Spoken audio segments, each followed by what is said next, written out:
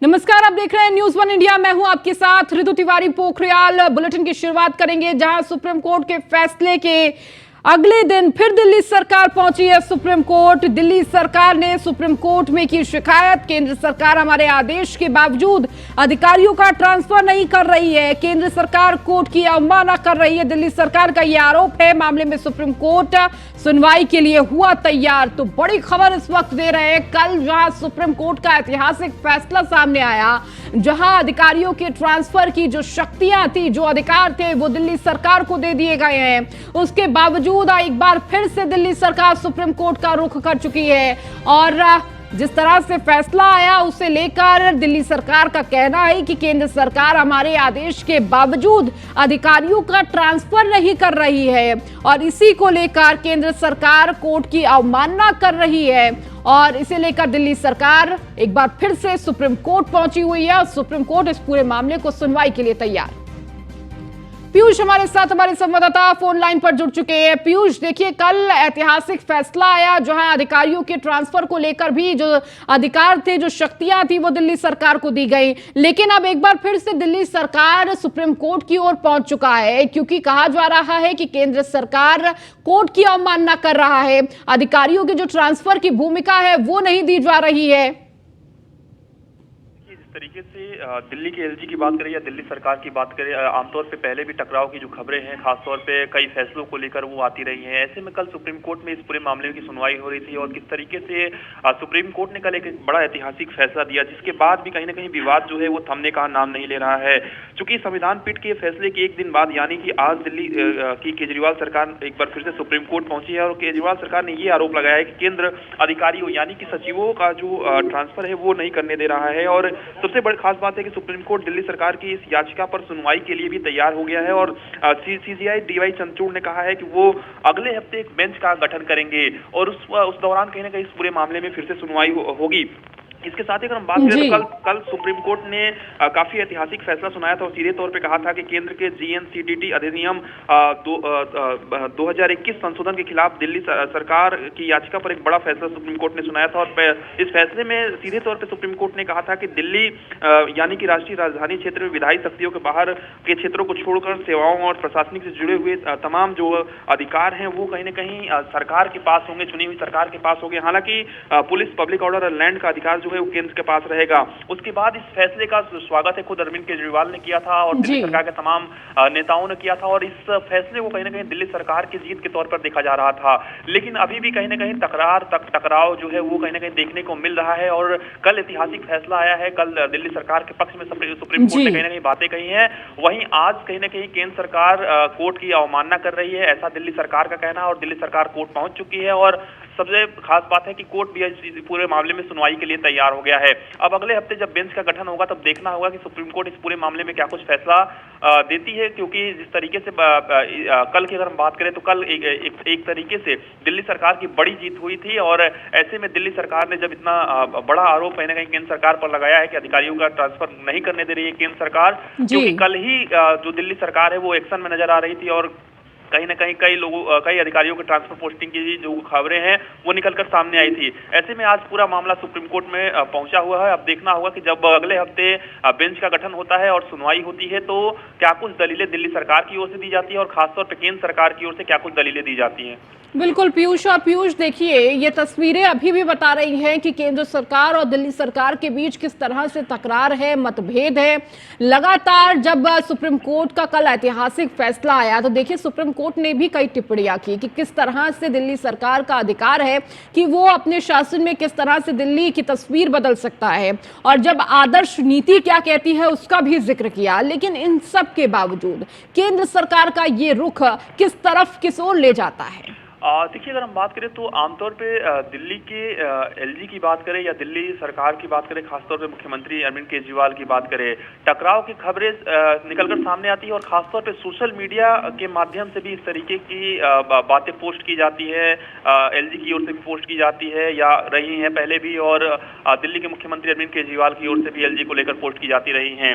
सबसे बड़ी बात है कि लंबे समय से ये विवाद चलता आ रहा है और केंद्र सरकार बनाम दिल्ली विवाद 2018 भारत से ही सुप्रीम कोर्ट में है और कोर्ट ने 4 जुलाई 2018 को इस पर फैसला सुनाया था, लेकिन तब कोर्ट ने सर्विसेज यानी अधिकारियों के पर नियंत्रण को लेकर कुछ मुद्दे को आगे की सुनवाई के लिए छोड़ दिया था। इसके बाद आप देखिए 14 फरवरी 2019 की बात करें, इस मुद्दे पर 2 जजों ने अपना फैसला दिया था, लेकिन दोनों ही जज चाहे जस्टिस ए के सिकरी की बात करें या जस्टिस अशोक भूषण की बात करें, उनके फैसले जो है वो अलग अलग थे। जस्टिस ए के सिकरी ने उस दौरान माना था कि दिल्ली सरकार को अपने यहाँ काम कर रहे अधिकारियों पर नियंत्रण मिलना चाहिए। हालांकि उन्होंने ये भी कहा था कि ज्वाइंट सेक्रेटरी या उससे ऊपर के अधिकारियों पर केंद्र सरकार का नियंत्रण रहेगा। और इसके साथ ही अगर हम बात करें तो जस्टिस अशोक भूषण ने उस दौरान अपने फैसले में कहा था कि दिल्ली केंद्र शासित राज्य है, ऐसे में केंद्र से भेजे गए अधिकारियों पर दिल्ली सरकार को नियंत्रण नहीं मिल सकता है। पूरा मामला लंबा चला और कहीं ना कहीं सुप्रीम कोर्ट में सुनवाई हुई। इसके बाद पूरे इस मामले को 3 जजों की बेंच के पास भेज दिया गया था। इसके बाद केंद्र ने 2021 में GNCTD अधिनियम में संशोधन कर दिया और संशोधन में ये कहा गया कि राज्य की विधानसभा द्वारा बनाए गए किसी भी कानून में सरकार का मतलब उपराज्यपाल होगा।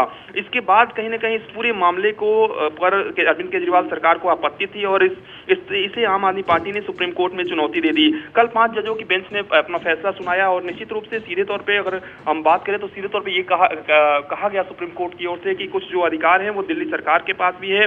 LG की शक्तियां उन्हें दिल्ली विधानसभा और निर्वाचित सरकार की विधायी शक्तियों में हस्तक्षेप करने का अधिकार नहीं देती है। तो निश्चित रूप से कल दिल्ली सरकार के पक्ष में यूं कहे कि फैसला कहीं ना कहीं सुप्रीम कोर्ट ने सुनाया था, लेकिन कल फैसला आया और आज दिल्ली सरकार ने कहीं ना कहीं सुप्रीम कोर्ट का दिल्ली सरकार ने दरवाजा खटखटाया है। अब अगले हफ्ते जब बेंच का गठन होगा तो देखना होगा कि सुप्रीम कोर्ट में क्या कुछ सुनवाई होती है और खासतौर पर दलीलें क्या कुछ दिल्ली सरकार की ओर से और खासतौर पर केंद्र सरकार की ओर से दी जाती है। ठीक है पीयूष, बहुत शुक्रिया इस जानकारी को देने के लिए। दिल्ली का बॉस कौन, इसे लेकर कल सुप्रीम कोर्ट ने ऐतिहासिक फैसला दिया, जिसके बाद दिल्ली के मुख्यमंत्री अरविंद केजरीवाल का कद बढ़ गया है और भी ज्यादा, और वही उपराज्यपाल की शक्तियां कम हो गई है। कद और पद की ये लड़ाई अब अरविंद केजरीवाल की तो इसमें जीत हो गई है, लेकिन इसके साथ ही उनके सामने कई चुनौतियां भी हैं। इस पूरे मामले को लेकर आपको एक रिपोर्ट दिखाते हैं।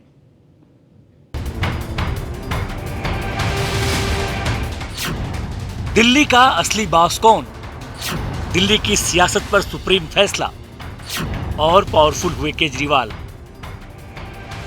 सुप्रीम कोर्ट के एक फैसले ने दिल्ली और केंद्र सरकार के बीच जारी चूहे बिल्ली के खेल पर लगभग विराम सा लगा दिया है। अधिकारियों की स्पष्ट व्याख्या के साथ सुप्रीम कोर्ट ने चुनी हुई सरकार को खुलकर काम करने के लिए एक प्लेटफॉर्म मुहैया करा दिया है। ब्रेकिंग फैसला है और दिल्ली की चुनी हुई सरकार ने जो भी बिंदु रेस किए थे संवैधानिक बेंच के सामने, वो सारे के सारे पूरी तरह से मेरे हिसाब से जितना मैंने जजमेंट जो रीड आउट हुआ है, सारे के सारे बिंदुओं पे वो सुप्रीम कोर्ट ने हमसे सहमति बरती है। एक तो ये जनरल प्रिंसिपल पे इन्होंने इस जजमेंट में बहुत सारी चीजें कही गई हैं। एक ये कहा गया है कि 2 लेवल ऑफ गवर्नेंस होते हैं, सेंट्रल लेवल सेंट्रल गवर्नमेंट का होता है, स्टेट लेवल स्टेट गवर्नमेंट का होता है, और इसलिए इनको मिक्सअप करने की जरूरत नहीं है। तो आप सही कह रहे हैं कि जहां तक जो और भी चीजें जहां टकराव हुए उस पे भी इसकी रोशनी जाएगी। जो भी मांगा था कोर्ट से, जो भी मांगा था, सारे बिंदुओं पे कोर्ट ने हमसे पूरी तरह से सहमति बरती है। नजरिया एक्चुअली हमेशा से सेम था, इसको गलत नजरिए से केंद्र सरकार देख रही थी। आइए समझते हैं आखिर सुप्रीम कोर्ट ने अपने फैसले में क्या अहम बातें कही हैं। दिल्ली दूसरे केंद्र शासित प्रदेशों से अलग है क्योंकि यहाँ चुनी हुई सरकार है, इसलिए चुनी हुई सरकार के हाथ में प्रशासनिक व्यवस्था होनी चाहिए।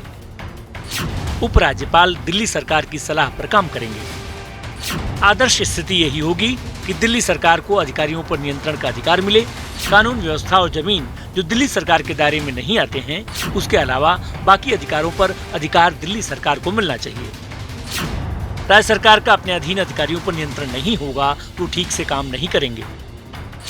सुप्रीम कोर्ट ने स्पष्ट कहा, लोकतंत्र और संघीय ढांचे के सम्मान के लिए जरूरी है।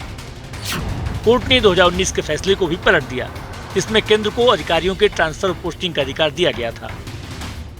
आज सुप्रीम कोर्ट का जो ऑर्डर आया है, ये कई मायनों में बहुत ही ऐतिहासिक ऑर्डर है। दिल्ली के लोगों की बहुत बड़ी जीत है। दिल्ली के लोगों के साथ जो अभी तक अन्याय होता आया, उनके साथ माननीय सुप्रीम कोर्ट ने न्याय किया है। दरअसल केंद्र सरकार ने कोर्ट में दलील दी थी कि संविधान में कभी ऐसा विचार नहीं किया गया कि केंद्र शासित प्रदेश के लिए अलग कैडर हो। ये सिर्फ यूनियन ऑफ इंडिया का एक्सटेंशन है। यहाँ जो भी काम करते हैं वो केंद्र के अधीन है। 2007 से अब तक सिर्फ 4 ऐसे मौके आए हैं जब चुनी हुई सरकार और एलजी के बीच मतभेद हुआ है। हालांकि केंद्र की इस दलील से उलट सुप्रीम कोर्ट ने माना कि दिल्ली राज्य अन्य केंद्र शासित प्रदेशों की तरह नहीं है। आपको बता दें, ये मामला चीफ जस्टिस चंद्रचूड़ की अगुवाई वाली 5 जजों की बेंच को रेफर किया गया था। 6 मई 2022 को ये मामला संविधान पीठ को रेफर किया गया। सुप्रीम कोर्ट के तत्कालीन चीफ जस्टिस एनवी रमण की अगुवाई वाली बेंच ने कहा था कि जस्टिस चंद्रचूड़ की अगुवाई वाली संविधान पीठ मामले की सुनवाई करेगी कि दिल्ली और केंद्र के बीच सर्विसेज का कंट्रोल किसके हाथों में हो। दरअसल सुप्रीम कोर्ट के 2 जजों की बेंच ने 14 फरवरी 2019 में जो फैसला दिया था, उसमें दिल्ली में प्रशासनिक नियंत्रण किसके हाथ में हो, इसको लेकर दोनों जजों का मत अलग अलग था। लिहाजा इस मामले में फैसले के लिए 3 जजों की बेंच गठित करने के लिए मामले को चीफ जस्टिस को रेफर कर दिया गया था। इसी बीच केंद्र ने दलील दी थी कि मामले को और बड़ी बेंच को भेजा जाए। दिल्ली में एलजी को ज्यादा अधिकार दिए जाने की केंद्र सरकार के 2021 के कानून को भी दिल्ली सरकार ने चुनौती दी थी, जो मामला सुप्रीम कोर्ट के सामने पेंडिंग है।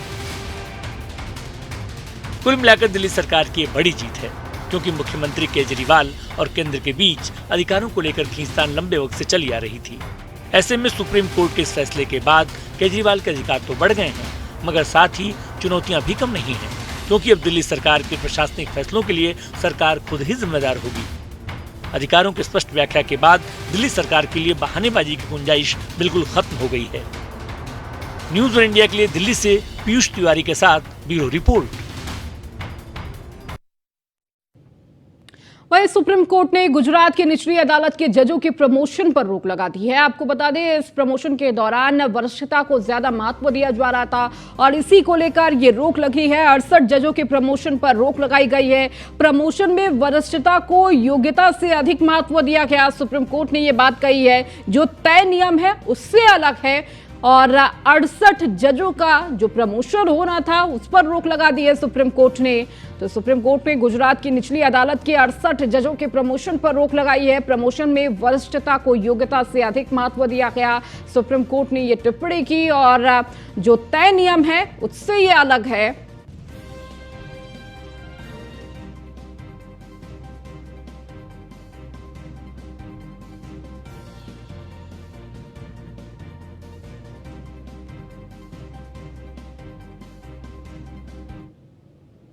अब खबर राजधानी दिल्ली से है, जहां पर बीजेपी की तरफ से राष्ट्रीय अध्यक्ष बुक लॉन्च करेंगे। आज बड़ी खबर आपको दे रहे हैं, जहां पर दिल्ली में बीजेपी के राष्ट्रीय अध्यक्ष आज करेंगे किताब को लॉन्च। डेमोक्रेसी इन कोमा किताब करेंगे लॉन्च। बीजेपी के कई नेता कार्यक्रम में रहेंगे मौजूद। तो आज शाम 5:30 बजे किताब लॉन्च करेंगे जेपी नड्डा। तो दिल्ली के एनडीएमसी कन्वेंशन सेंटर में किताब की ये लॉन्चिंग है।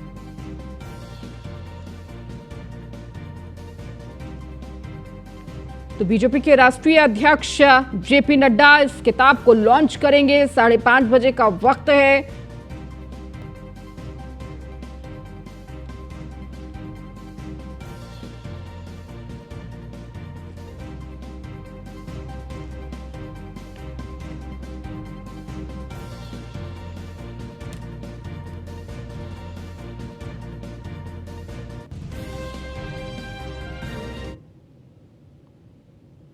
और इस बीच बड़ी खबर आपको दे दें, जहां सीबीएसई के 12वीं के नतीजे घोषित कर दिए गए हैं। सीबीएसई 12वीं में 87.33% स्टूडेंट पास हुए हैं। तो सीबीएसई बोर्ड में 16,728 स्कूलों के बच्चों ने एग्जाम दिया था, जहां सीबीएसई बोर्ड के लिए 6,759 बने थे एग्जाम सेंटर।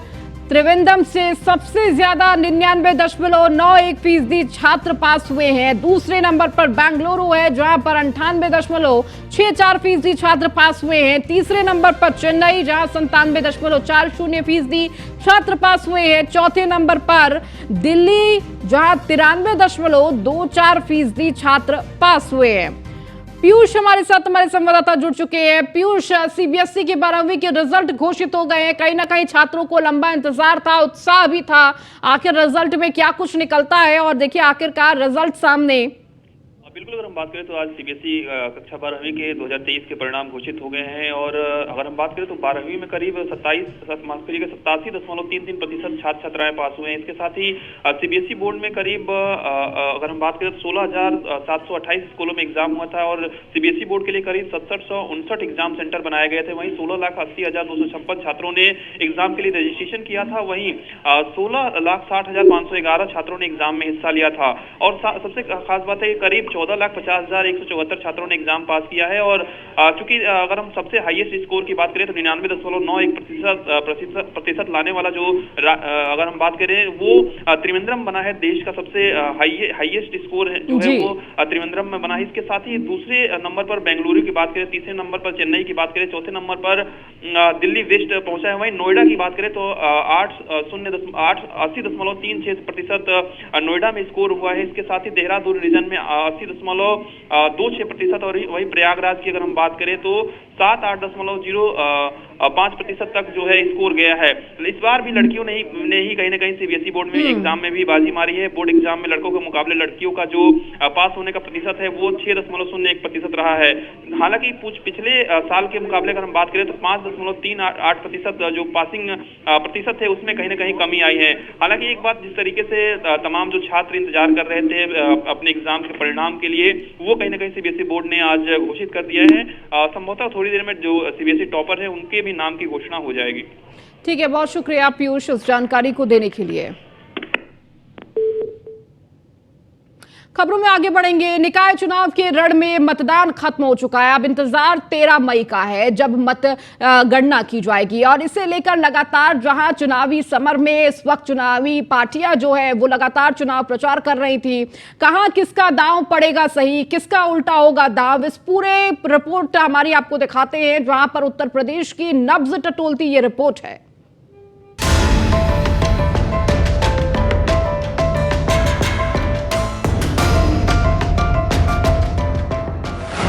खत्म हुआ निकाय का रण, अब नतीजे का इंतजार।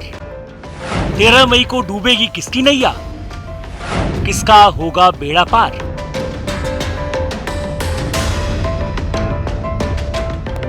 निकाय चुनाव का रण खत्म हो गया है। प्रदेश के शहरी मतदाताओं ने अपना फैसला ईवीएम और मतपेटिकाओं में कैद कर दिया है। अब बारी है 13 मई को आने वाले नतीजों की, जिसके बाद ही पता चलेगा कि आखिर जनता जनार्दन ने लोकसभा चुनाव के सेमीफाइनल माने जा रहे निकाय चुनाव में किस पर भरोसा जताया है और किसे सबक सिखाया है। निकाय के रण में वैसे तो बीजेपी और सपा के बीच सीधा मुकाबला माना जा रहा है, लेकिन बीएसपी भी कई जगहों पर मजबूती से अपना दमखम दिखा रही है। 2017 में अलीगढ़ और मेरठ नगर निगम में बसपा ने जीत दर्ज की थी। गाजियाबाद, अयोध्या, बरेली और कानपुर में भाजपा का परचम फहरा था। इन चुनावों में सपा के हाथ रहे थे। बीएसपी ने इस बार कुल 11 मुस्लिम चेहरे मेयर प्रत्याशी के तौर पर उतारे हैं, जिनमें दूसरे चरण की 7 नगर निगम सीटों में से 5 मुस्लिम प्रत्याशी मोर्चे पर डटे हैं। जाहिर है बीएसपी का मुस्लिम दांव अगर कारगर साबित होता है तो सबसे ज्यादा नुकसान समाजवादी पार्टी को ही उठाना पड़ेगा, पर ऐसे में बीजेपी को फायदा भी मिल सकता है। दूसरे चरण की जिन 7 नगर निगम सीटों पर मतदान हुआ उनमें अलीगढ़ में बीजेपी ने प्रशांत सिंघल पर दांव खेला है, तो सपा से जमीरुल्लाह और बीएसपी से सलमान शाहिद प्रत्याशी हैं। अलीगढ़ सीट पर बीजेपी 4 बार काबिज रह चुकी है, लेकिन 2017 में बीएसपी ने खेल पलट दिया था। इस दफे बीजेपी दोबारा वापसी के लिए बेचैन है। बीजेपी ने अलीगढ़ में 18 पार्षद प्रत्याशी मुस्लिम उतारे हैं, यानी मुस्लिम वोट बैंक में भी सेंधमारी की तैयारी में है बीजेपी। लब्बे-लुबा मतलब ये कि अलीगढ़ नगर निगम पर जबरदस्त त्रिकोणीय मुकाबले के आसार बने हुए हैं। वहीं बात अगर बरेली नगर निगम की करें तो यहाँ बीजेपी और सपा समर्थित प्रत्याशी के बीच सीधा मुकाबला देखने को मिल रहा है। यहाँ बीजेपी ने मेयर पद के लिए उमेश गौतम को उतारा है, जिनका सीधा मुकाबला सपा समर्थित प्रत्याशी डॉक्टर IS तोमर से देखने को मिल रहा है। 2 बार के मेयर रहे डॉक्टर तोमर को सपा ने आखिरी वक्त में समर्थन दिया।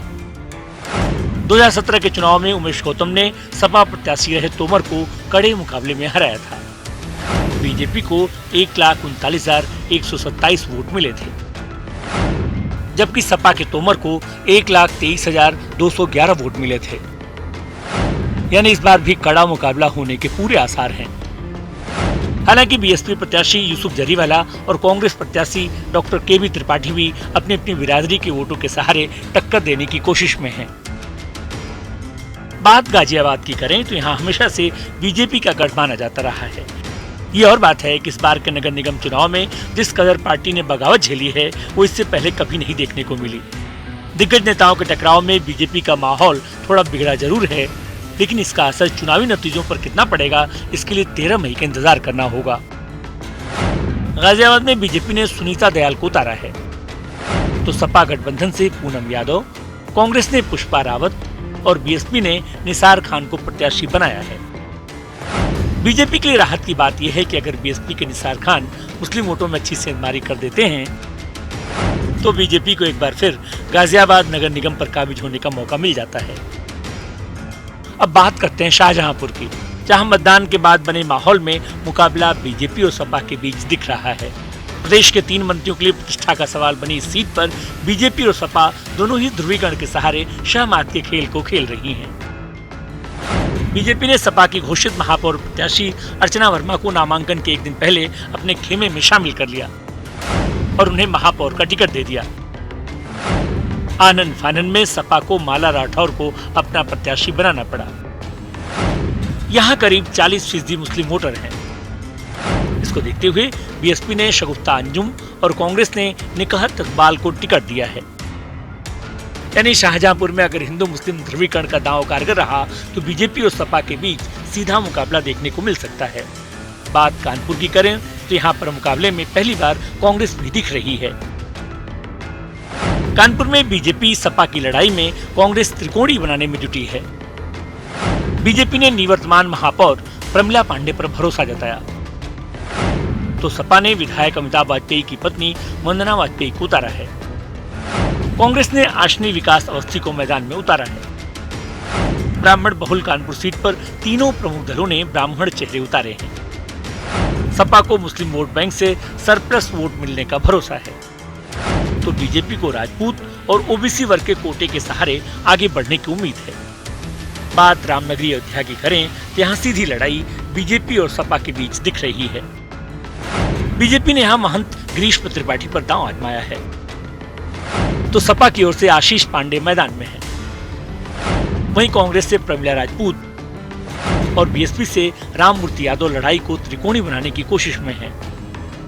हालांकि राममय हो चुकी अयोध्या में बीजेपी की लड़ाई ज्यादा मुश्किल नहीं दिख रही है। वहीं बात अगर मेरठ नगर निगम की जाए तो सबसे ज्यादा दिलचस्प मुकाबले के आसार यही नजर आ रहे हैं। यहाँ बीजेपी ने हरिकांत अहलूवालिया, सपा से सीमा प्रधान और बीएसपी ने हशमत मलिक को प्रत्याशी बनाया है। यहाँ असली गेम चेंजर मुस्लिम मतदाता होने वाले हैं, जिनका साथ सपा और बीएसपी में से किसी भी प्रत्याशी को मिल गया तो बीजेपी के लिए राह मुश्किल हो सकती है। हालांकि बीजेपी ने यहाँ बड़े चेहरों की पूरी फौज झोंक रखी थी पूरे चुनाव के दौरान।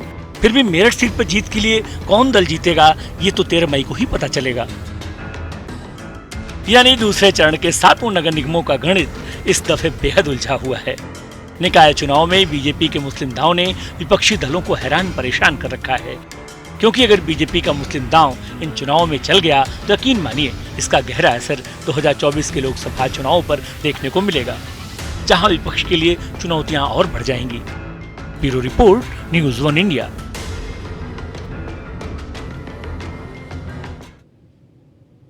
चलिए, इस बुलेटिन में फिलहाल इतना ही। बने रहिए न्यूज़ 1 इंडिया के साथ।